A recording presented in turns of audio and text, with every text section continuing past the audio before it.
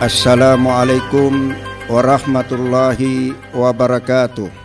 Bismillahirrahmanirrahim. Alhamdulillahirabbil alamin. Alhamdulillahilladzi hadana lihaja wa ma kunna linahtadiya laula an hadanallah. Ashhadu an la ilaha illallah wahdahu la syarikalah wa ashhadu anna Muhammadan abduhu wa rasuluhu la nabiyya ba'dah. Allahumma salli wa sallim ala sayyidina Muhammadin wa ala alihi wa sahbihi ajmain, amma ba'd. Pendengar kaum muslimin rahimakumullah, puji syukur kita panjatkan kehadirat Allah Subhanahu wa ta'ala, karena hanya dengan izin dan kuasa-Nya lah kita pada malam ini masih sempat mendengarkan uraian mimbar agama Islam yang diberi judul Menjaga Lisan dan Hati. Selanjutnya selawat dan salam tak lupa tercurah atas junjungan kita Nabi besar Muhammad sallallahu alaihi wasallam beserta sahabat beliau, keluarga beliau, dan insya Allah curahan rahmat tersebut akan sampai kepada kita selaku umatnya.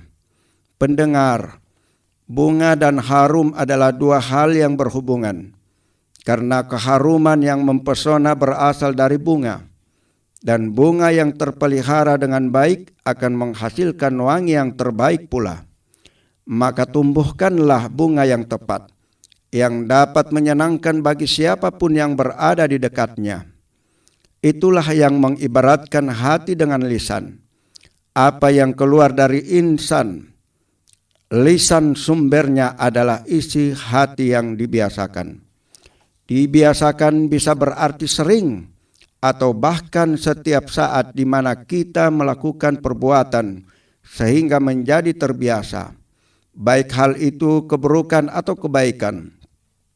Apa yang ada di dalam hati adalah cerminan dari apa yang keluar dari lisan, sehingga setiap kata yang dikeluarkan adalah dari hati yang wujudnya kita sendiri tentukan.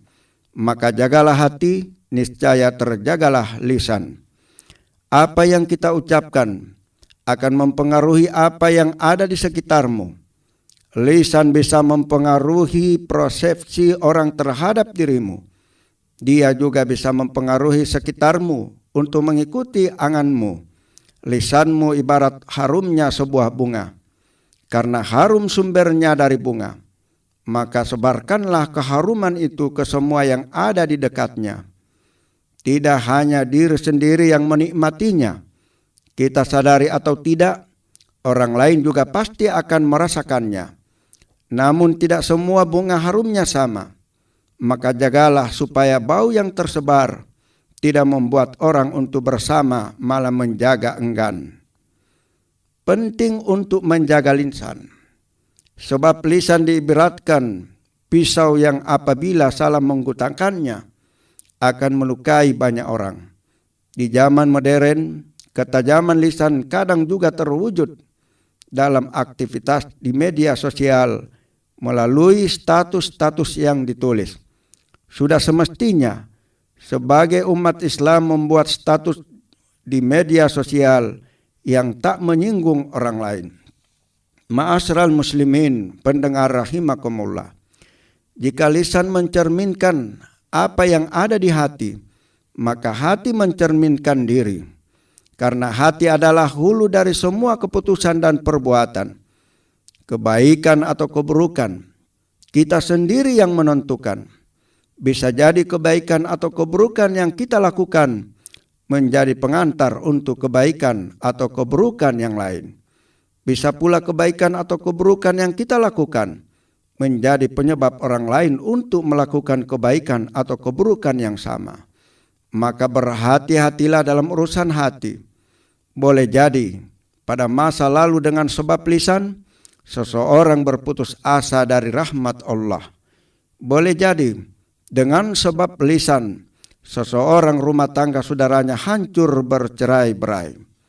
Boleh jadi dengan sebab lisan, saudaranya menjadi murtad. Na'udzubillah summa na'udzubillah. Pendengar kaum muslimin yang berbahagia, sesungguhnya sesuatu yang jika sudah dikeluarkan dia tidak akan pernah bisa ditarik kembali. Itu adalah lisan. Berapa juta orang manusia yang hatinya terluka dengan sebab lisan?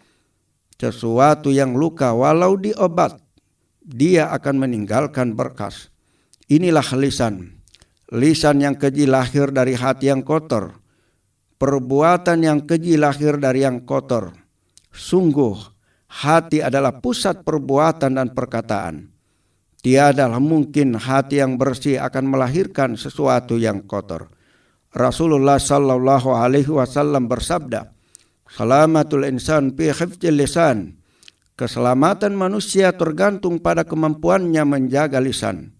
Hadis riwayat Al-Bukhari. Dalam riwayat lain, Rasulullah bersabda, "An Abi Hurairah radhiyallahu anhu anna Rasulullah sallallahu alaihi wasallam qala, man kana yu'minu billahi wal yaumil akhir falyakul khairan aw liyasmut. Wa man kana yu'min billahi wal yaumil akhir falyukrim jarahu. Wa man kana yu'min billahi wal yaumil akhir falyukrim dhaifahu." Dari Abu Hurairah radhiyallahu anhu bahwa Rasulullah bersabda, barang siapa yang beriman kepada Allah dan hari akhir, hendaklah ia berkata baik atau diam. Barang siapa beriman kepada Allah dan hari akhir, hendaklah ia menghormati tetangganya. Barang siapa yang beriman kepada Allah dan hari akhir, hendaklah ia memuliakan tamunya. Hadis riwayat Bukhari dan Muslim. Pendengar kaum muslimin di mana saja berada, ternyata belajar bicara jauh lebih mudah daripada belajar diam.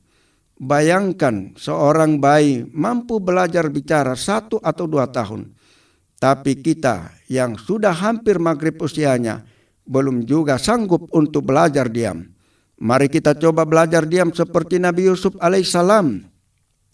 Nabi Yusuf alaihissalam ketika mendengar kebohongan-kebohongan yang disampaikan oleh saudaranya, beliau tidak langsung menegur mereka. Nabi Yusuf tahu persis bahwa semua yang mereka katakan itu bohong. Tetapi Nabi Yusuf lebih memilih diam. Sebagaimana diabadikan dalam Al-Quran. Fa'asarraha Yusufu fi nafsi walam yubdiha lahum. Maka Yusuf menyembunyikan kejengkelan dalam hatinya dan tidak ditampakkannya kepada mereka. Quran surat Yusuf ayat 77. Pendengar yang dirahmati oleh Allah Subhanahu wa taala. Rasulullah sallallahu alaihi wasallam bersabda, "Ala wa inna fil jasadi mudghatan idza saluhal jasadu kulluhu wa idza fasadal jasaduhu kulluhu ala wa hiyal qalb." Ketahuilah, sesungguhnya dalam tubuh manusia adalah segumpal daging. Jika segumpal daging itu baik, maka akan baik seluruh tubuh manusia. Dan jika segumpal daging itu buruk, maka akan buruk seluruh tubuh manusia. Ketahuilah bahwa segumpal daging itu adalah hati manusia. Hadis riwayat Bukhari dan Muslim. Berkenaan dengan ini, ada sebuah kisah menarik yang termaktub dalam tafsir Al-Qurtubi. Dikisahkan tentang Luqmanul Hakim. Suatu ketika Luqman diminta oleh seorang untuk menyembelih domba. Dan dia meminta kepada Luqman 2 bagian dari tubuh domba tersebut yang paling baik. Kemudian Luqman memotong domba tersebut dan mengambil hati dan lidahnya. Di waktu yang sama, juga ada yang lain yang meminta kepada Luqman untuk disembelihkan domba. Dan meminta kepadanya untuk membuang 2 bagian dari tubuh domba tersebut yang paling buruk. Kemudian Luqman pun mengambil hati dan lidahnya. Menyaksikan kejadian itu, kedua orang tersebut heran di mana Luqman mengambil bagian yang sama pada permintaan yang berbeda. Keduanya pun mengajukan pertanyaan kepada Luqman. Jawab Luqman, "Tidak ada pada anggota tubuhnya yang paling baik dari keduanya jika keduanya baik, dan tidak ada yang lebih buruk dari keduanya jika keduanya buruk." Dari kisah di atas, kita bisa mengambil pelajaran bahwa hati dan lisan sangat mempengaruhi seluruh anggota tubuh kita. Olehnya, marilah kita tekadkan diri untuk menjaga hati, untuk menyelamatkan lisan dari ucapan yang membahayakan diri. Allah Subhanahu wa Ta'ala dan Rasul-Nya telah memberikan tuntunan. Caranya, sibukkan hati dengan zikir kepada Allah, maka secara otomatis akan terhindar dari keburukan. Amin ya Rabbal Alamin. Demikian mimbar agama Islam kali ini. Semoga bermanfaat. Wallahu musta'an. Wassalamualaikum warahmatullahi wabarakatuh.